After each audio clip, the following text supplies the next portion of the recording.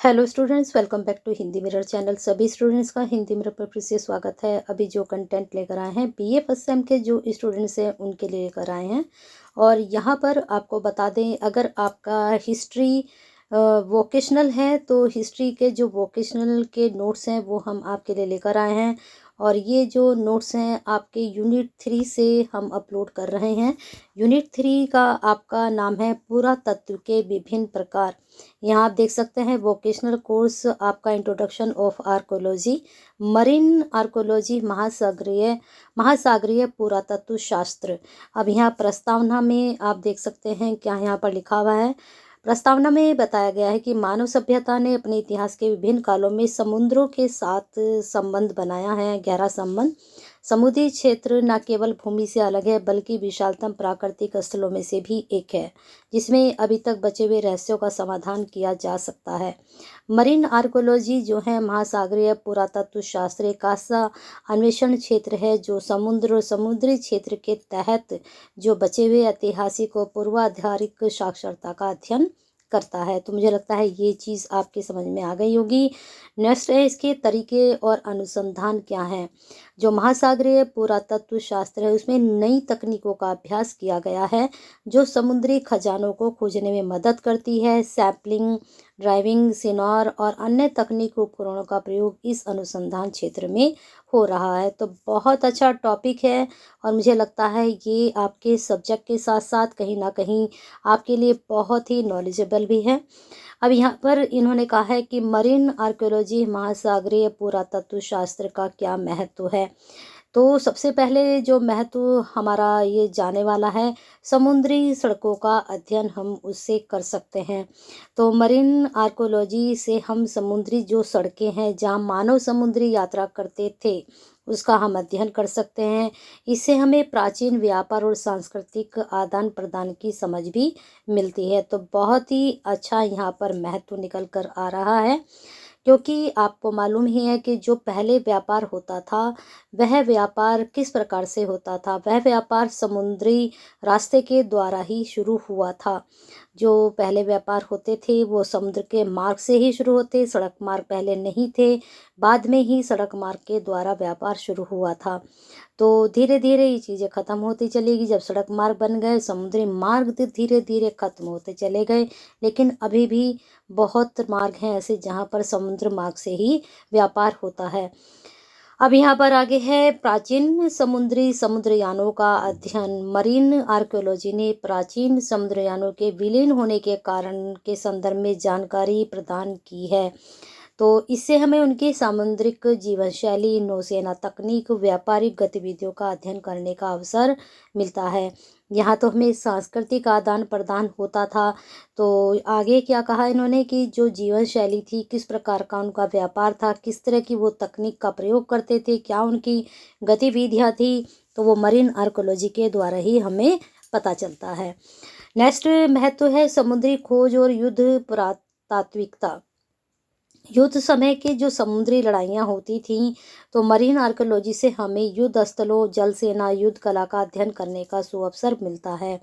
Next है marine archaeology के अनुसंधान के क्षेत्र, यानी कि इसमें हम कहाँ कहाँ अपना जो है रिसर्च कर सकते हैं, कौन कौन से क्षेत्र हो सकते हैं। पुरातात्विक समुद्री खुदाई के द्वारा हम इस प्रकार का जो है कर सकते हैं खोज। इसमें समुद्री तल पर और समुद्र के नीचे स्थलों से ऐतिहासिक अवशेष उत्खनन शामिल हैं।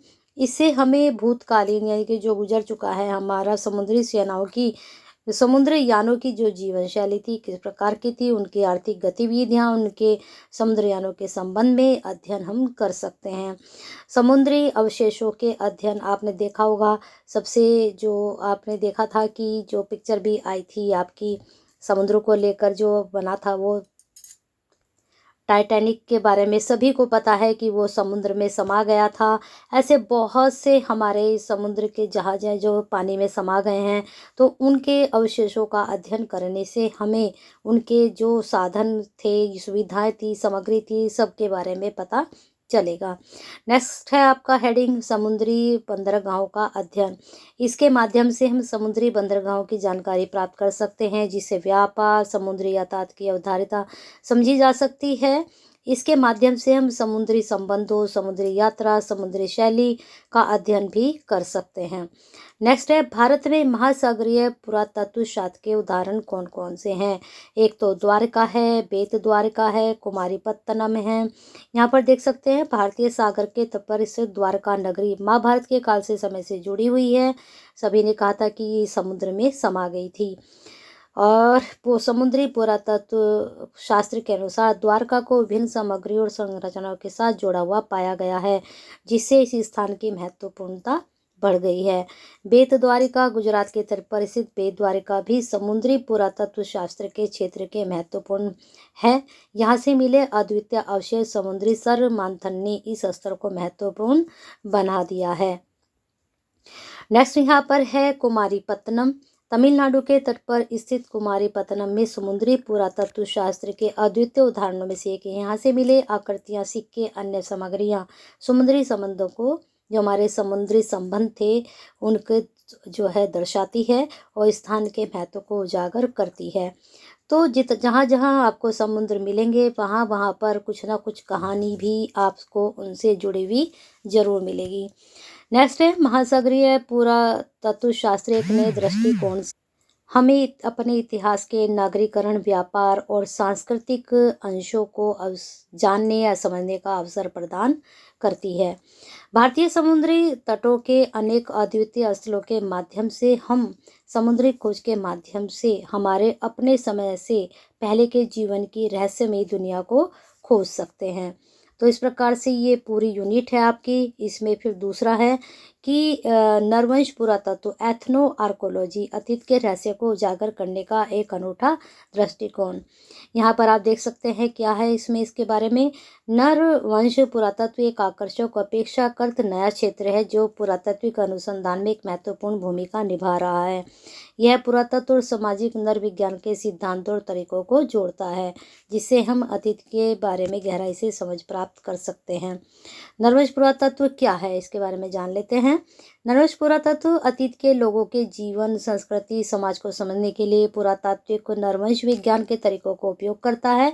यह विभिन्न प्रकार के डेटा स्रोतों का विश्लेषण करता है, जिसमें भौतिक अवशेष, मौखिक इतिहास, सामाजिक संगठन, सांस्कृतिक प्रथाएं शामिल हैं। नरवंश पुरातत्व का उद्देश्य केवल पूरा विश्व का अध्ययन नहीं है, बल्कि उस समय की सामाजिक संरचना, आर्थिक व्यवस्था का, धार्मिक मान्यताओं को भी समझना है।